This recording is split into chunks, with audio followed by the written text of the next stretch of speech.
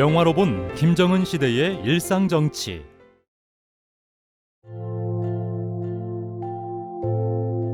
화려함 대 성실함. 정희와 장미는 비행장으로 배치를 받아 신병 생활을 시작합니다. 두 소녀 모두 좋은 신입병사가 되고자 하는 목적은 같습니다. 그러나 주목할 것은 그 각각의 방식이 다르다는 점입니다. 장미는 주변 인물을 싹싹하게 대하는 모습을 보여주며 영화의 도입 부분부터 주목을 받습니다. 흥미로운 것은 이것이 계획된 설정이라는 점입니다. 북한 영화 평론가에 따르면 영화는 장미 역의 인물을 활발하고 부침성 있게 구축했다고 하는데요. 주인공은 정희이지만 장미가 정희를 언제나 이끄는 위치에 서도록 하고 더 나아가 소극적인 정희를 자기가 지도해 주어야 한다는 생각을 가진 인물로 설정했다는 것이죠. 이처럼 장미는 영화의 시작부터 화려하게 등장해서 점점 적극성을 하나씩 늘려갑니다.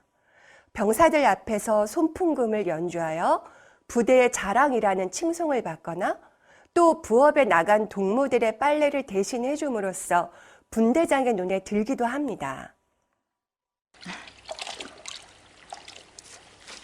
정희동문 쉬는가요? 네?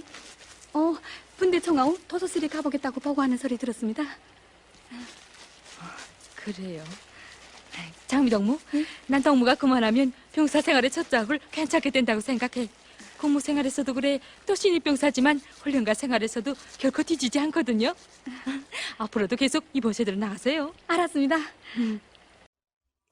영화 초반의 적극적인 장미에 비해 정희의 존재감은 거의 없습니다. 관심을 독차지하는 장미를 바라보거나 열심히 박수를 보낼 뿐 분대장이나 동료들에게 특별한 친절을 보이지도 않습니다. 영화는 계속 적극적인 장미와 소극적으로 보이는 정희를 대립시킵니다.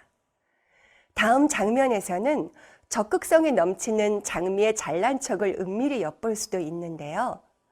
장미와 정희가 분대장의 명을 받고 수리소에 가게 되는데 장미는 정희를 책임지고 가는 것을 너무나도 응당한 것으로 받아들이면서 정희와 떠납니다.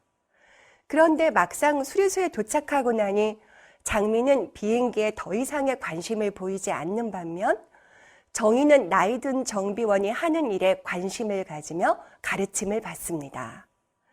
또 늘 수첩을 가지고 다니면서 비행기의 구조나 바퀴를 그려넣는 등 정비원의 말을 기록합니다. 뭐라고 설명할까? 그렇지. 원탁도 세 다리 중에 어느 하나가 길든가 짧으면 중심이 기울지. 예. 같은 원리야. 이 비행기는 자동차와 달리 이 땅 위에서만 달리는 것이 아니라 하늘에서 초고속으로 내려면서 땅을 짚기 때문에 세 바퀴의 각도가 일치하지 않으면 중심이 기울면서 큰 사고를 낼 수 있지. 바로 그래서 시너스의 임무가 그토록 중요한 거요. 이제 이해가 되나? 잘 알았습니다. 정희의 성실한 모습은 여기서 그치지 않습니다. 수리소 심부름을 마치고 복귀하던 중 정희는 비행기 활주로 주변에 비둘기가 날아다니는 것을 보고 이상하게 생각하다가 풀밭에 콩을 발견합니다. 장미동무, 우리 얼른 죽고 가자. 비행장 주변 심리안 밖엔 새가 날아두면 안 된다잖아. 비행기엔 새도 폭탄 한 가지라지. 정말? 야, 내가 왜 그 생각을 못했을까? 같이 죽자. 장미도 정희를 따라 콩을 줍기 시작하지만 예쁜 꽃을 발견하자마자 콩줍기를 잊습니다. 소극적으로 보이던 정희가 사실은 성실한 인물이고 인기를 한몸에 받던 장미가 실제로는 불성실한 인물임을 말해주는 결정적인 장면인 것이죠. 이 수리소와 콩줍기 장면은 작은 것에도 성실한 정의를 극적으로 부각시키기 위한 설정이며 이를 통해 영화는 일상에서 인기를 얻기 위해 애쓰지 말고 맡은 일에 성실하라는 메시지를 던지고 있는 것입니다.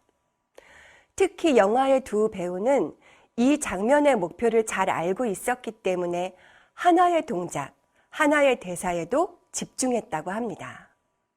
연출가도 배우의 연기가 메시지 전달에 기여하도록 정성을 들였다고 하죠.